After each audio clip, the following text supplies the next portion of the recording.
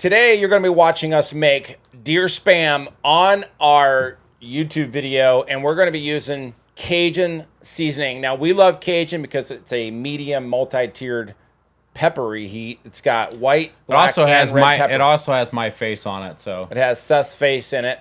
What's not to like? We love this for something like spam because of that medium, that peppery heat. It's great on eggs, and it went really well in our spam. So we have a new label on our Cajun spice now, so we encourage you, try the Cajun. You're going to love it on eggs, spam, many more things. Give it a try. You won't be disappointed. Go grab a shaker. Today, we're going to make an American classic spam. We're going to make it out of our deer meat from last year. This is the time of the year that we start thinking about the resources. We have resources in our freezer. In this case, it's the deer meat that we harvested last year. We froze it, and we do that because we can pull it out and repurpose it. So I think by making spam, we're going to check off a number of boxes. Number one, this is an American classic. We're actually going to be making the hickory smoked version of it today.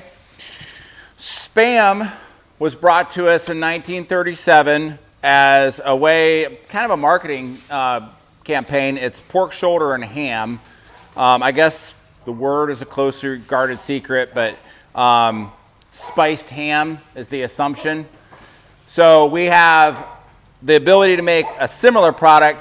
Charlie, barking at the stranger that just showed up. Swing around there, show what's going on. Strangers. Over 150 million pounds of this was sold to the military for World War II. It was now in 41 countries. This particular product, some have said that they could not have fed their armies without it. So we're going to make a similar product using deer meat. And what's great about that is it's going to be economical because we're only going to use a grinder in our oven, and it's going to be tasty. That I already know. I have 2 6-pound batches. What I've done is I've already got my seasonings weighed out. We've got 3 ounces of our Bearded Butcher Blend Cajun seasoning with hickory smoke powder and pink cure. And then over here, we're just going to do a plain salt version. So I've got 2 ounces of salt, the hickory powder, and the pink cure. Now we sell the pink cure, we sell the natural alternative, which is the 506 celery juice powder, and we sell the hickory smoke powder all on our website. Of course, Bearded Butcher Blend seasonings. But I want to do the 2, and then we're going to compare them to the actual manufactured product. I think with the proper grinding technique, I'm going to get some nice protein extraction, and I'm not using a binder. Both of these would use potato starch as a binder. I think they have a little more fat in them, so that's where they'll help them out. I kept our trim lean. I think without a binder, if we grind it just the right amount of times, we'll get those proteins to bind together. It'll get kind of tacky. We can put it in our loaf pans. Let's get started. So I've got the Cajun version, and I've got the plain salt version. Again, that's 3 ounces of Bearded Butcher Blend Cajun, 3/4 of an ounce of the hickory smoke powder, and 1/4 ounce of the pink cure. Now that's for 6 pounds.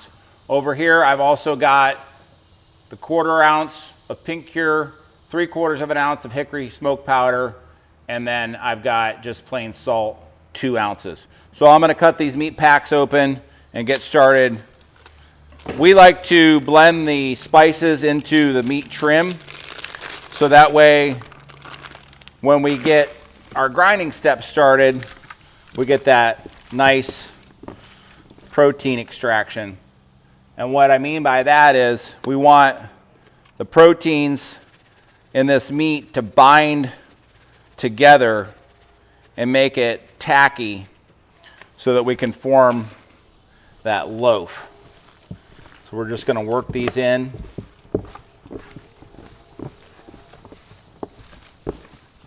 I put this vacuum sealed pouch.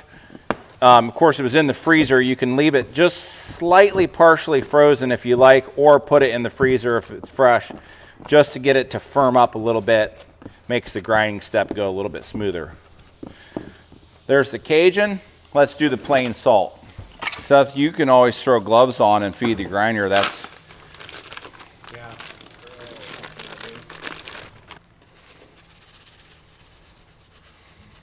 We're just going to hand mix these Get that well coated. Of course, when you grind it, that's gonna do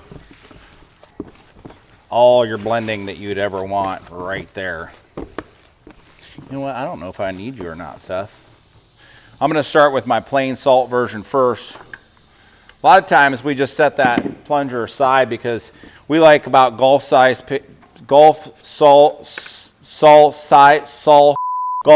sized pieces for this grinder. This is the number 8 made with meat grinder. I'm going to grind once through a coarse plate, and then I'm going to grind at least once more through a fine plate, maybe twice more. You may not need me for this process, only because I went and got the pedal for you and hooked up the pedal to the meat grinder. So that just goes to show you that takes a person out of the equation. That person's me. Hands-free. Hands-free makes it easier to clean up too. So I stuck a little bit of the meat down in the throat of the grinder so it doesn't start dry. And we just get started loading her up. I kept this blend lean. I also do not have any pork added to this. That's kind of unusual. Usually we do pork fat. I want to keep this lean for a couple reasons. I think it'll shrink a lot in the pans if I have a lot of fat content in there. And then I want to see just how well it sets up. If it sets up well enough, I might even slice some thin for a lunch meat. But I have some ideas later on in the video that we'll get to. There's our coarse ground salt only. Let's get on with the Cajun.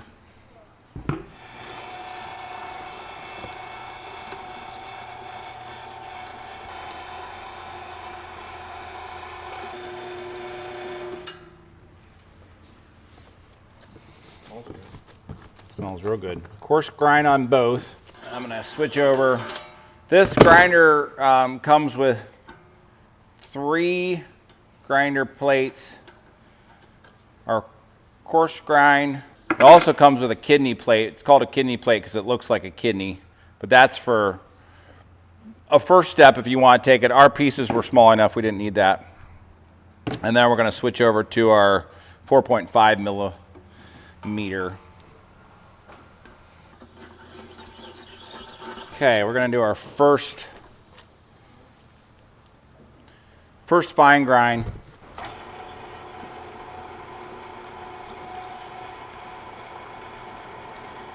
A lot of times on the finer grinds is when you want to break out your plunger, help stuff down through there. So I just got through the first of the fine grind. It's close, but it's not really giving me that tackiness that I want. So I am going to go for a third grind here, and I'm going to add just a little bit of water and a little bit of ice and mix this up because that's going to help me get that tackiness on my third grind. So just a few ounces of cold water and a little bit of ice really will help you. About a cup of ice really will help this last. Plus the hand mixing helps too to get some of your protein extraction that we want. So it's really going to help it go through that grinder.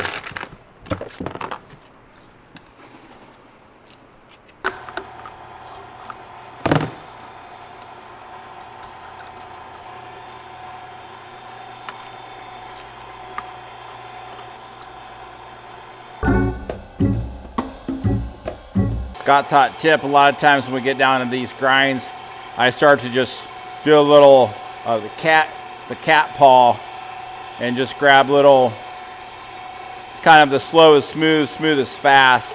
If you really start trying to shove it through there with the plunger, it will work against you.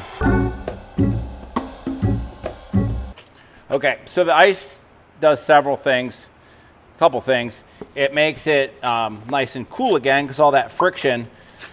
Plus it adds some of that moisture.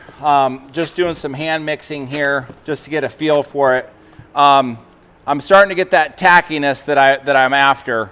When the meat starts to stick together like that, that's when you know you're getting protein extraction. So I'm really happy with how this feels. Also, you'll find that it kind of starts to work like Play-Doh, so you can clean up your lug with it. Now we just got to get it into our pan. So I'm going to split this thing in half, and what I'm going to try to do, yeah, do you mind?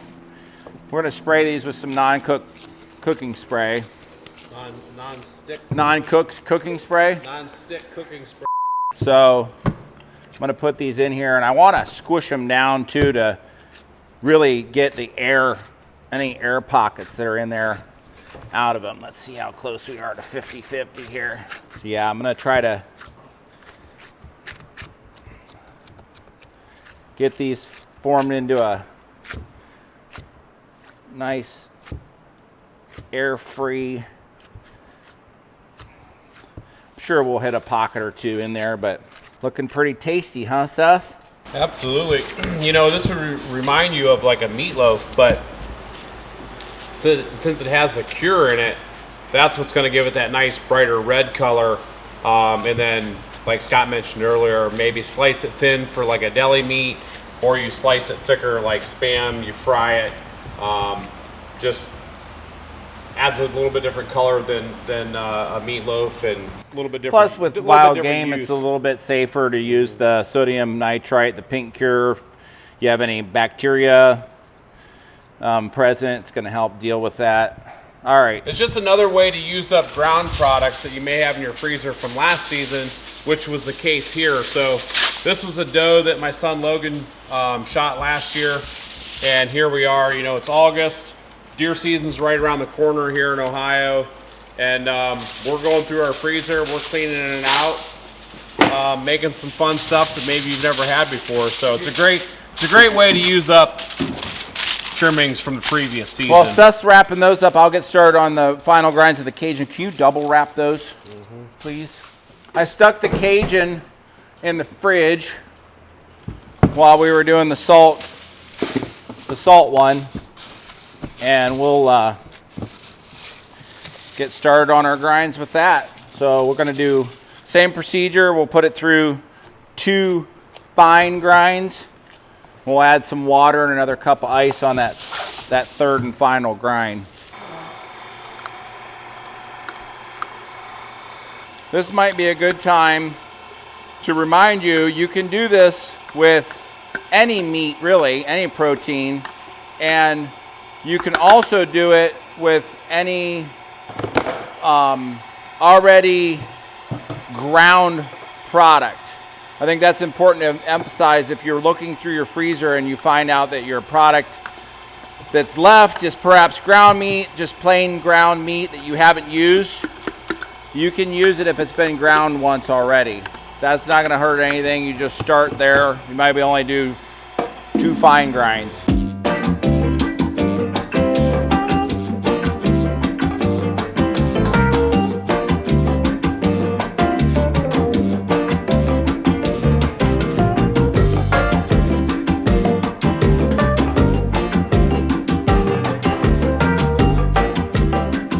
There we have it, folks. There's my Cajun loaf. Get the tackiness, you know, when it sticks to your hands like that, between your fingers, that's when you know and it's a fine line. If you overdo it, what'll happen is your fat will kick out on you, and it'll cook out then. And that's really bad when you have a casing product. You spray my pans with that cooking spray. So we're gonna stop there. We could probably get another grind through and then really try to emulsify that, but the juice might not be worth the squeeze on that one. We've got our oven set at 325. We've got these tightly wrapped, double wrapped, and we're gonna put them in the oven. We're gonna add some water to these pans, kind of give them a little bit of a steam, if you will, while they're in here. Add a lot of humidity to this oven. We don't want things to dry out. So I'm thinking we're probably looking, we're going to cook to an internal of about 160. So I think that's going to take us a couple hours. All right. Now we wait. What do we do while we wait, Seth? We watched our previous hunts on YouTube, so right now we have New Mexico pulled up of our elk hunt last year. If you haven't seen it, go back through. This gets all the feels going. So, man, I mean, we just flipped this on in the opening scene in New Mexico. Scott was like, how are you going to do this to me? So, if you're getting the urge for hunting season, go over, check out our hunts on YouTube, because that's what we're going to do while these are cooking in the oven. So, check it out. It's about 2 hours in. It's time for our big reveal. I've already temped these, and I know that they reached 160. So what I can't wait is to find out exactly what they look like. Oh my goodness. So I didn't want them to shrink up a whole lot. That's why I kept the fat out of there. They have really nice color. Let's check out the ones that are made with Cajun seasoning. There's that nice pink color that you'll get out of your cure. There you have it. Our Spam is now, our Alyssa said we should stop calling it Spam, so maybe we should call it Dam since it's made with deer. Our Dam is all, oh, Seth. Well, whatever. He said he... Yeah, I'm just faking it. I really do want to try it. We usually eat everything hot, right? As soon as we get done cooking it, maybe let it rest. Well, in this case, we actually have to put these in the fridge and let them chill completely before we take them back out and slice them. So, right now, Seth's got to keep his hands off of it. We're putting it in the fridge. They're going to chill overnight. We'll come back and give them a try once they've set up. Those look really good. I'm thinking, slice, fry in a skillet, put a little bit of maple syrup on it maybe, some eggs, some toast, maybe some hash browns. I think that if I did it right, I'll be able to turn some of these into some thin sliced lunch meat too. So we're going to give that a try. It all sounds great. While we're at it. Can't all wait. right, stay tuned. We'll come back when these are refrigerated.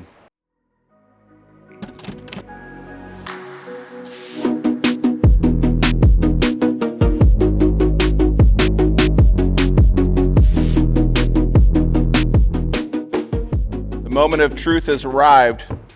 We are going to crack open our Spams, Dams. These have chilled overnight in the fridge. I've got a couple of ideas on what we can do for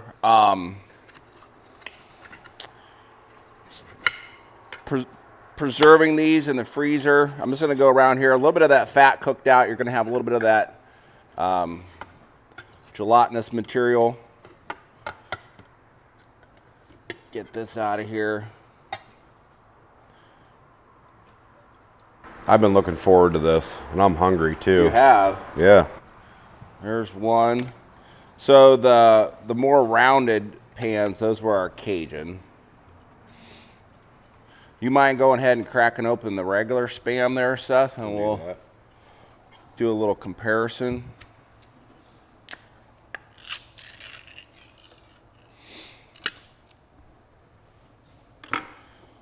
What do you think? It smells like cat food. Looks like cat food. So we have hickory smoke and we have regular Spam. All right, so we have our Cajun Spam, our salt-only Spam, and then our Spams. I wonder if these have much liquid. Are you going to be able to get them out of there?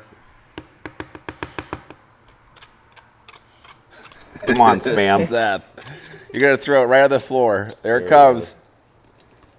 Okay. That's the hickory smoke. Obviously, that's pork, that's deer, so that's going to be... Okay. Let's get a... So hickory smoke in the front, regular in the back. Let's get a look at this stuff.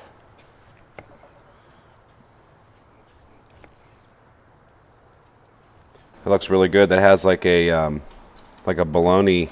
Nice color. Nice bologna texture. Which one nice is this and firm. That's the hickory smoke. That's the regular. So the only thing I can think is we got to we got to throw some of this in the frying pan.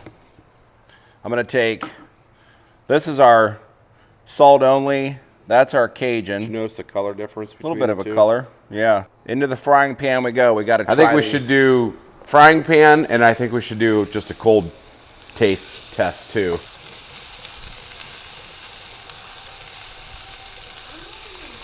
So we know the regular Spam has a lot more fat in it. It's pork.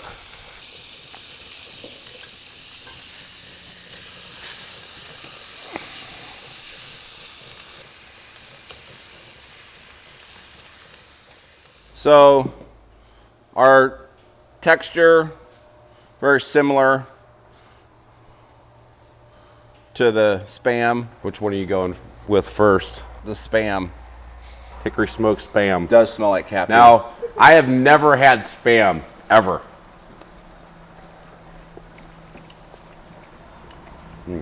Decent. Kind of mushy. Not liking the texture. Slimy. Damn. That's some good damn. That's good. Great smoked flavor with that hickory smoke powder in there. The flavor and the texture is far superior over Spam. That's the Cajun. Correct. Yeah. You know what? I'm just going to take a wee little bit of this one. Yeah, you could make it even smaller for me if you wanted. Here. Our fried Spam, fried damn, is now ready. That's the salt.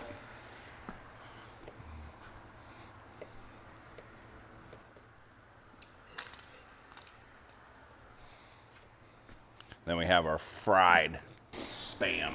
I'm sure fried Spam is better than Cold Spam? Than cold Spam. So Spam was notoriously given a bad rap for being like a poverty food, but it is a high energy, high quality food. And with us making it out of our deer, we've been able to make, I mean, this is a tremendous amount of meat that's been made into a value-added product that we can use. Oh. Now, Brother. I mentioned never eating Spam. That Cajun Spam? However, we've eaten plenty of Braunschweiger goose liver growing up. Mom always made a dish, made Hidden Treasure, which was hamburger helper. We grew up on a dairy farm, so we were always eating the not so good quality meat. So we're not too good to eat Spam. I've just simply never had it. That is fantastic. Oh, It's good. It has like a fried bologna taste pretty much. I think with the way that this is set up with our protein extraction, we could slice this thin and use it as a lunch meat if we wanted. But we got really good consistency, really good color throughout. So now what you could do is take a product like this. I want to show you what I had in mind. So we're going to slice these thin, about a half an inch or so. And of course you can vacuum seal these. You can put them in a Ziploc and put them in the freezer. One of the ideas that I had in mind is we have these wax papers that come commercially that we put between our burger patties. And one thing that works really well for our burger patties is to put wax paper between them. You can get these papers on Amazon. What they do is they prevent it from these slices from freezing together. Take those. These are the bags that we use for the patties. This is a 1.5 mil bag. I can take this, put this in a bag like so, put that in my freezer. Now our burger patties, we get easily 6 to 12 months out of them with no freezer burn or anything like that. I think that might be a great way that you can put these in the freezer. That way you can pull out a couple for breakfast each time you want one. I think this was a smash hit. Again, a reminder, you can take any product, any species that you have, with just using a grinder. Today we only used our made with meat grinder was our only like non-kitchen utensil. So with just a grinder, just some spices, we made 12 pounds of venison into a value-added product that now we're going to add to our little company breakfast that we're having here. So just a fantastic way to use one piece of equipment, a little ingenuity, and turn out an American classic like Spam. So when you think about making smoked meats, it's very intimidating. You think about the casings. What casings do I use? Do I wet them? Do I not wet them? Do I add citric acid? Do I not? Do I protein extractions? All that stuff. Making smoked meats can be very intimidating. Essentially, you get the same thing, nearly the same thing, and far, far easier. So what a great way to make 12 pounds of venison trim into something like this. You can throw it in your freezer. Think about packing a lunch. You know, you're working the railroad, you're on the oil field, you're factory worker, doesn't matter. Throw this in your lunchbox. You've got protein with you at all times. Doesn't need to be cooked. Keep it chilled. You're good to go. But in the meantime, there you have it. The Bearded Butcher's brought you another recipe. did I see some eggs? I have eggs, I Did I have see pancakes, pancakes? I have maple syrup, I have cinnamon swirl, I've got butter blend for those eggs. So we're about to get ready to eat some breakfast with our dam. We hope you enjoyed the video. Hope it opened up your mind to a new product. And we appreciate you watching. And for me, I would choose that deer Spam over the ham Spam any day. The texture is just far better. Flavor, I'm going with the venison. We'll see you next time.